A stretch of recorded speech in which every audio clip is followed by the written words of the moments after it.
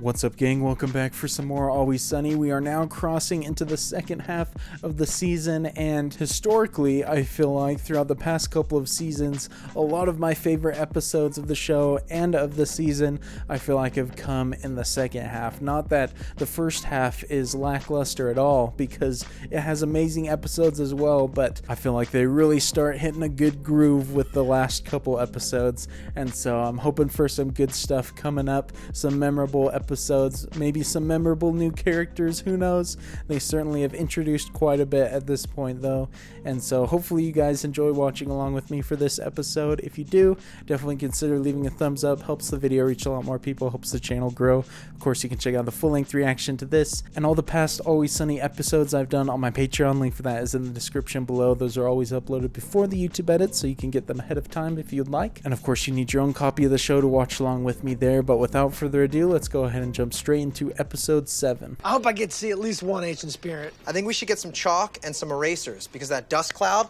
really shows the laser beam alarm. What are they planning right here? Are they gonna rob a bank or something? You guys don't actually think that things are going to come alive because you're spending the night in a museum. We're simply opening ourselves up to the possibility of an amazing adventure this evening. Oh, this sounds like a fantastic episode plot. I love this. Feel like some crazy stuff might happen. I've been stuffing your face for days. It's fatness, Frank. Plain and simple. I don't even really know how to make the bird jokes anymore. I'm not fat, I'm pregnant. Wait, what? Okay, here comes a left turn all of a sudden. Is she actually telling the truth this time? We don't care about you or your body or your baby or that baby bird that you're probably carrying inside of you. One of you is the father. At the Halloween party, where one of you got me pregnant. No way. What, dude? What Halloween party? Did we miss something?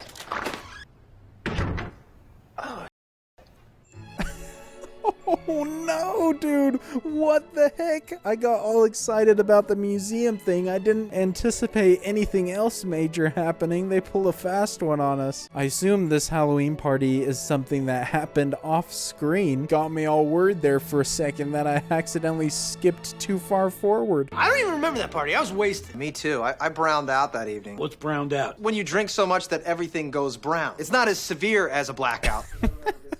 Dude, a brownout. I guess that makes sense why we haven't seen it. They don't even remember it. That's a great term, browning out. Thank you. I'm pretty sure at a certain point we all probably browned out. Our best chance at figuring this out is for us to all put our browns together. All our browns together. That's amazing. So is this episode just going to be them trying to remember stuff and we see what they're thinking of? Let's not focus too much on the brown thing, even though it's a term that I'm going to use a lot. So here's what I remember from my brown state. I remember we were all in costume. Oh no, now they're overusing Mac's phrase. He's lost all creative control there. Held up my end of the bargain. And you showed up wearing a different costume at the last minute. What are you doing? Where's your Mario costume? No, I went with a sexier look. What? I don't know if I'd classify it as that. They both look great though. Always love Halloween episodes like this in shows. I'm that character from Lord of the Rings, Viggo Morgenstein. Okay, that is not the character's name. That's the actor's name. Totally boning me here, bro. You realize Yo! Oh my gosh, dude, so many great things are happening right now. Everyone is absolutely killing their costumes. Chicks are all into vampires and stuff, What if the waitress is into it? You are dressed like the Phantom of the Opera. He's not a vampire. He eats theater people. He doesn't. I think he might. Dude, everybody has their pop culture wrong except for Dennis. I'm a sexy angel. Are we supposed to pretend like you're not dressed like a giant bird? I mean, if you're gonna be sexy, don't dress like a bird. Dude, the freaking bird references never cease to make me laugh. She wears it well. She wears it very well. I have now pinpointed her as my prey for the evening. Yeah, she will be mine. Dude, Mac's look right there. He definitely knows the dark stuff about Dennis, so I think he's worried. Despite looking like a cartoon bricklayer, I was starting to get pretty close to sealing the deal with the peacock lady. Dude, what a great line. That's fantastic. They remember things pretty well for being browned out. You came over to me and we agreed to switch costumes. You gave me your sexy, sexy costume and I was able to fell the seductive temptress. That's so awesome, dude. Well, mystery solved. I mean... Dude, the whole point of that was just Dennis remembering his escapades. That's the only thing that matters in his mind, though. Clearly, from that story, Charlie, you're the one that banged her. That's why you were feeling so much remorse and regret, and you had the tears. Definitely sounds like that, because I remember crying. Oh no, please don't tell me it was Charlie. It's gonna break his heart. Okay, I remember this now. Frank and Artemis were sitting at the bar, and they were in the middle of some kind of big argument. And I was with the McPoyle brothers over at the jukebox. Yes, dude, the McPoyles are back. It's about dang time. Dee walked by. Oh, hey, Dee. Hey, Charlie. Great costume. Yeah. And just then the waitress came in. Oh, dude, I love how many side characters are in this. They're bringing back everybody. I love when they do that. This is my new boyfriend. The lady's taken. Get out of my face, bro. Oh, really? Yeah. You want to get your ass kicked? Dude, Charlie's starting something, of course. I got milk all over me! That was insanely masculine. Oh my gosh, dude. Finally, they share a kiss on the show. Charlie can actually get with his wife in real life. I think he's just remembering wrong, though. There's no way she responded like that. I didn't go as Spider-Man. I was Man-Spider. Totally different. A couple of weeks before, we had some makeup sex in a dumpster out in the back of Wendy's. They're so strange, man, which makes them perfect for each other. I also love that he's Man-Spider. Stick to Halloween night. I walked away. That's when you were doing your thing. Mac, get my bag, dude. Buddy. Yeah. The story still ends with Dee getting splashed. What the heck? Insanely masculine. It was Artemis. No, it was Artemis, of course. That's why Charlie's upset. What the heck? Somebody please tell me Frank's memory's not correct. It just cuts to black. Oh, that's great editing. Man, this is such a fantastic episode. We're trying to piece together a night. I don't remember that night. I didn't tell you which night yet. I don't remember most evenings. Yes, I've missed her character. She hasn't been out of the picture for very long, but she's always great. You and I were in the dumpster behind Wendy's. I incorporated a hamburger bun in a way that he found very This is not the part that we want. Oh my gosh, the intercutting, amazing. They were really going at it if the dumpster was moving like that. Anything else that happened that night? Like Deandra getting pregnant? Max slept with her at the party. What? What are you talking about? Sounds of hot, passionate lovemaking that was coming from the bathroom. Oh man, it's Mac. What in the world? I mean, I feel like there was some unspoken stuff before in that one episode, and they are married in real life. Makes sense. She went to the men's room. I heard the passionate, unmistakable sounds of lovemaking coming from inside. Well, there you have it. Max the dad. Max the dad. Jeremy, Max. Charlie starts cheering. What in the world? They've got some pretty good evidence right there. I don't know how you can deny that. I was hoping I wouldn't have to admit this, but I guess I have to tell you. I heard Charlie cry out for help. He was about to get his ass kicked by that giant dude.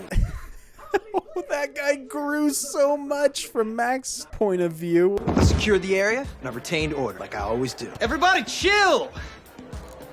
It's cool now. Okay, this is definitely not the truth right here. I love that we're getting so many angles of the same events, though. Oh, hey, D.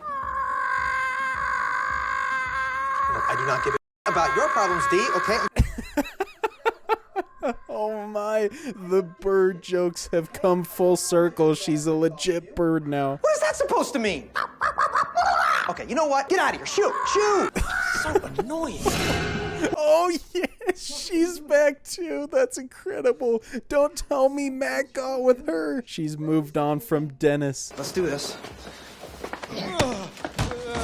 Hold on a second. You had sex with Margaret McPoyle? Yes. Oh. Everyone's so disappointed, as they should be. Oh gosh, what a twist. I think part of the reason I'm enjoying this episode is because we finally got the McPoyles again. Last Halloween. And Dee's pregnant, huh? I remember that night well. As do I. They're so good. Don't tell me one of them is the dad. That'll ruin Dee. I can't wait for their perspective. Hello. I see you received my invitation. I'm sorry, do I know you? Who's this, Jerry? It wasn't even the waitress. Oh my gosh, that's great stuff. Charlie just caused problems for no reason. Give it back! I got milk all over me! Well, at least there's one constant.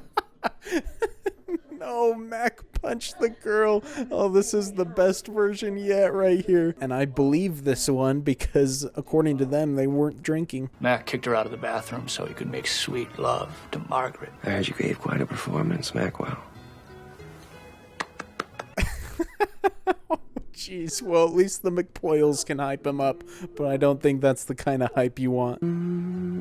Okay, that's enough. That's your sister. She's still expecting a call. Oh, That's not gonna happen. So just such move a past it. All right? disgusting family. They're so great, man.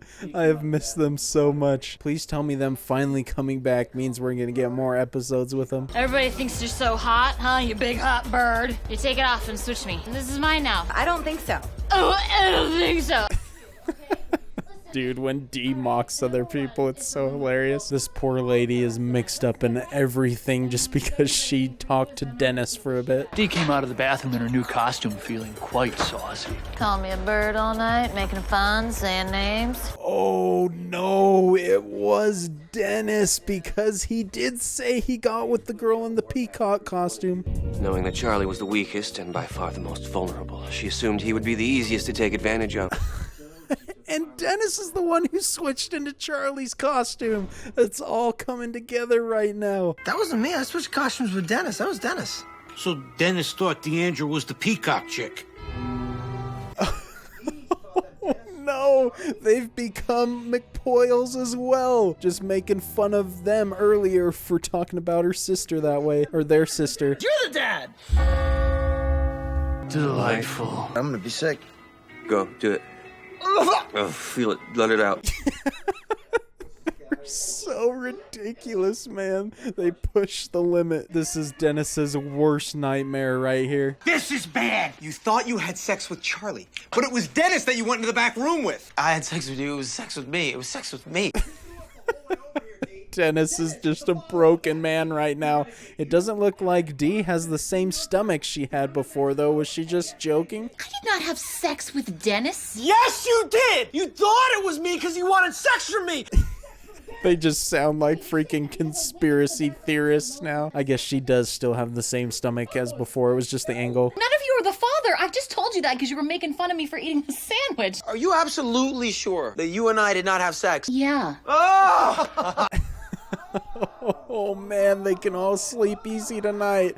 Just dodged a big old bullet with that one. I'm not going to tell you who the father is. Who gives a You were thinking about it all night long. Yeah, but that was before when he said it was one of us. Now that it's not one of us, I mean... Who cares? Oh, so ruthless, man. They are only concerned about themselves. Dee's actually pregnant, though. You had a big, fat, flightless bird. Just a jest, sort of the general. Whatever.